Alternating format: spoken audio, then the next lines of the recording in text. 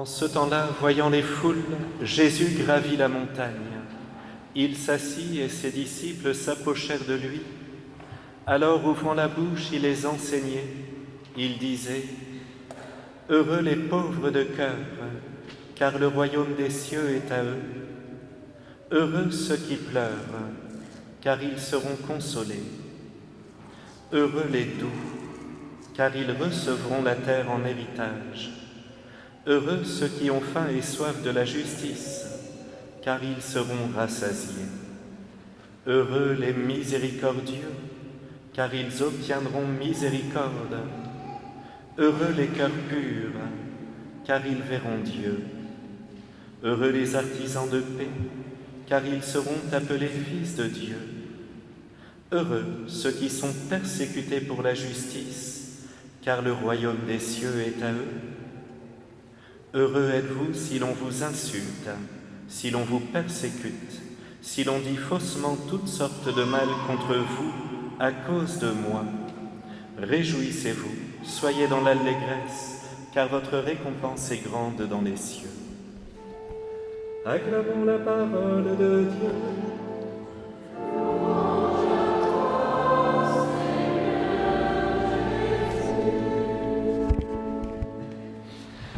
Aujourd'hui, mes frères bien-aimés, en cette grande et belle solennité de la Toussaint, alors que nos cœurs tendent vers le ciel, où la fête et le triomphe des saints est célébré, sachez qu'en quelque sorte, c'est aussi notre fête, en quelque sorte, j'ai bien dit. Parce que, comme le dit parfaitement saint Paul, vous n'êtes plus des étrangers ni des gens de passage. Vous êtes concitoyens des saints. Vous êtes membres de la famille de Dieu. Nous aussi, mes frères, nous marchons sur cette voie à la suite de notre Seigneur Jésus avec un seul but, non pas d'être simplement chrétiens par le nom, mais par la sainteté, que le bon Dieu a voulu pour chacun de nous, non seulement pour notre bonheur terrestre, mais pour notre salut, pour notre gloire céleste, pour notre bonheur éternel, pour lui, parce qu'il le mérite.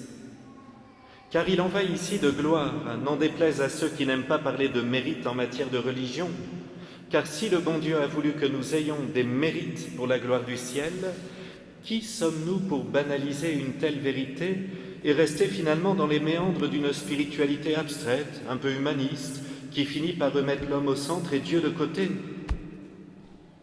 Non, les saints et les saintes de Dieu sont la preuve incarnée, la certitude que tous nos efforts, nos sacrifices, nos souffrances, nos prières, notre charité, nos actes de foi et d'espérance sont autant de mérites que nous accumulons et qui sont le signe d'un amour concret pour le bon Dieu.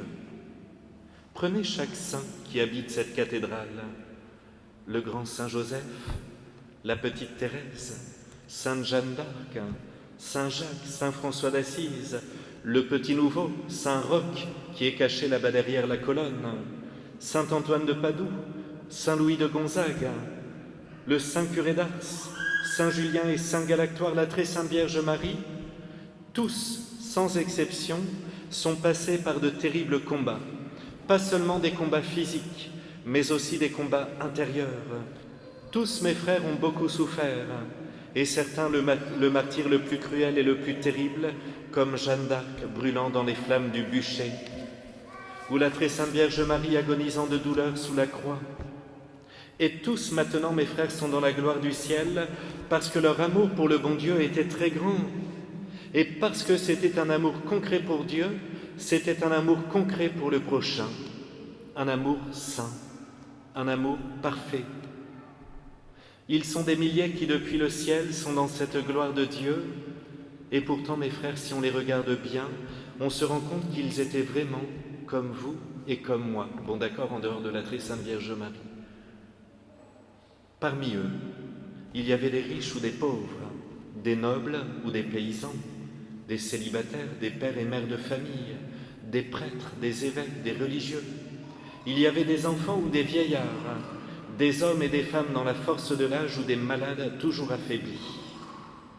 Chacun de nous, mes frères, peut trouver dans les milliers de saints canonisés des êtres qui ont eu des situations similaires aux nôtres.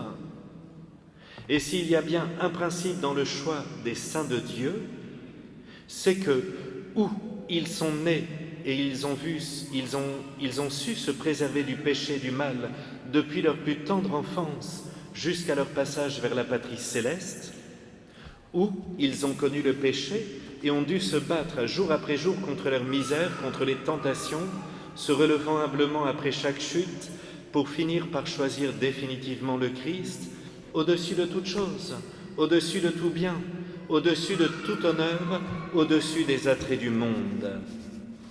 Et ils sont entrés au ciel sans passer par le purgatoire, parce qu'ils ont su utiliser les années qui leur restaient ici-bas pour se battre contre leurs mauvais penchants, pour réparer leurs péchés par leurs actes de charité, leurs aumônes, leurs prières incessantes, leurs sacrifices, leurs fatigues, leur bonté, signe de la présence de Dieu dans une âme. Aucune circonstance, mes frères, aucune circonstance extérieure n'est venue freiner leur élan. Ils pouvaient bien entendre des mauvaises nouvelles dans la vie sociétale, dans la vie politique, dans l'Église. Rien ne pouvait atteindre leur paix intérieure parce qu'ils étaient fixés sur un amour, le Christ ou Marie. Oh oui, j'ose le dire, les plus grands saints, ceux qui ont accompli les plus belles œuvres ou les plus grands sacrifices étaient tous, et mes frères, je dis bien tous, des chevaliers de la Sainte Vierge. Vous ne trouverez pas de grands saints qui n'aient pas eu de dévotion pour la Vierge Marie. Je vous mets au défi de m'en trouver un seul. Et par amour pour elle, ils combattaient leurs mauvaises tendances, leur égoïsme, leur paresse, leur avarice, leur luxure, pour la Reine du ciel et de la terre. Je vous connais, mes frères, je connais la plupart d'entre vous. Je sais que vous portez chacun vos combats, vos difficultés, vos souffrances, vos amertumes, vos solitudes. Vous êtes donc, mes frères, sur le bon chemin, comme moi. C'est une grâce si notre vie est ou nous semble parfois difficile, parce que ce n'est pas au milieu d'une vie facile et paisible qu'on peut être saint. Pas de mérite sans bataille, pas de mérite sans tentation, pas de mérite sans fatigue, pas de mérite sans souffrir les méchancetés des autres, pas de mérite sans le combat des distractions et des longues sécheresses spirituelles. Et l'autre qui rôde constamment autour de nous parce qu'il nous voit dans cette église ce matin, parce qu'il nous voit désireux d'être des saints, il utilise ses plus grands subterfuges pour nous faire douter, pour nous montrer nos faiblesses, pour mettre en nous de la rébellion contre la grâce, pour faire en sorte que nous soyons divisés, pour mettre dans notre imagination les problèmes à venir, tout ça pour nous empêcher de profiter de la grâce présente, de l'amour de Dieu, là, maintenant. Arrière, Satan, ne voyez-vous pas qu'ici nous avons choisi Marie? N'entendez-vous pas nos cantiques pour cette Reine Immaculée, la très sainte Mère de Dieu? Alors faites ce que le Père Céleste vous permet de faire. Mais aujourd'hui, mes frères, nous n'avons pas de temps à perdre avec lui, parce que nous voulons être saints, parce qu'en rentrant ce midi dans nos maisons, nous garderons notre cœur en Dieu. Nous n'aurons pas de disputes dans les familles. Les enfants seront serviables ce midi, parce qu'ils veulent être saints. Ils feront peut-être un peu moins d'écran et de console, et cet après-midi, mes frères, au lieu de traîner, une belle promenade en famille.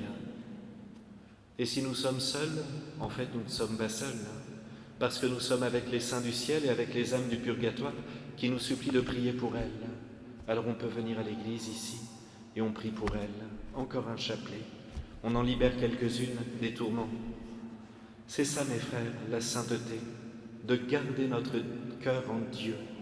La voilà, mes frères, la solennité de ce jour. Elle met beaucoup de joie dans nos cœurs parce qu'elle est pleine d'espérance pour la vie éternelle qui nous attend. Nous aussi, mes frères, nous sommes appelés à entrer au paradis sans passer par le purgatoire.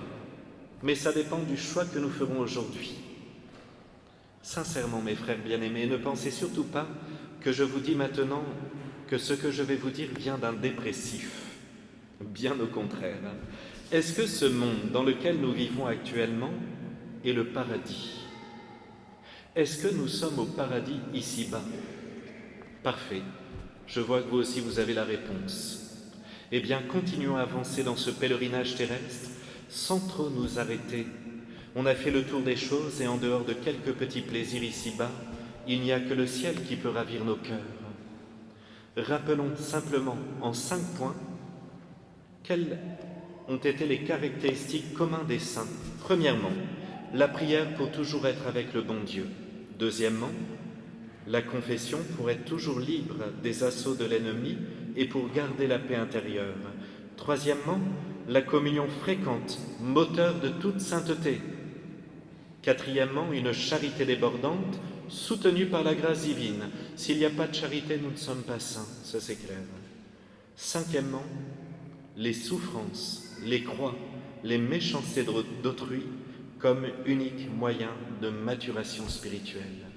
Voyez mes frères, tout est dit. 5 petites choses. Nous n'avons qu'une vie, elle peut sembler bien longue et elle peut partir si vite. Qu'en ce jour, les saints que nous invoquons maintenant nous obtiennent un surcroît d'amour pour Dieu et pour nos frères et un très grand désir d'être des saints, ainsi soit-il.